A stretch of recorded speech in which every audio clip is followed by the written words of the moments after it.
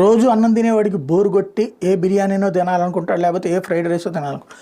రోజు ఫ్రైడ్ రైస్లు బిర్యానీలు తినేవాడికి బోరు కొడితే ఏ పండ్లు తినాలనుకుంటాడు, లేకపోతే రోజు పండ్లు తినేవాడికి బోరు కొడితే అన్నం తినాలనుకుంటాడు. ఇట్లా రోజు చేసి చేసి బోరు కొడతా ఉంటుంటుంది అనమాట. అట్లాగే ఇప్పుడు హిందుత్వంలో మీద ద్వేషం పెరిగి పెరిగి పెరిగి పెరిగి పెద్దదై హిందుత్వ వ్యతిరేకంగా మారాడు. చివరికి ఆ వ్యతిరేకత తన ఫీల్డ్ మీదనే ప్రభావం చూపెట్టి ఫీల్డ్లో తనకి అసంతృప్తి పెంచేసుకున్నాడు ఒక సినీ రంగ ప్రముఖుడు. చివరికి ఇప్పుడు ఆ సినీ రంగమే నచ్చట్లేదట, బాలీవుడ్డే నచ్చట్లేదట. ఏదైతే యాంటీ బీజేపీ యాక్టర్గా అట్లాగే డైరెక్టర్గా పేరు పడ్డటువంటి అనురాగ్ కాశ్యప్ తాజాగా బాలీవుడ్నే బహిష్కరిస్తున్నాడట. బాలీవుడ్ వచ్చేటప్పటి టాక్సిక్గా మారిపోయిందంట. ఇది టాక్సిక్గా మారిపోయిందట. దాంతో ముంబై నుంచి షిఫ్ట్ అయిపోతున్నాడట.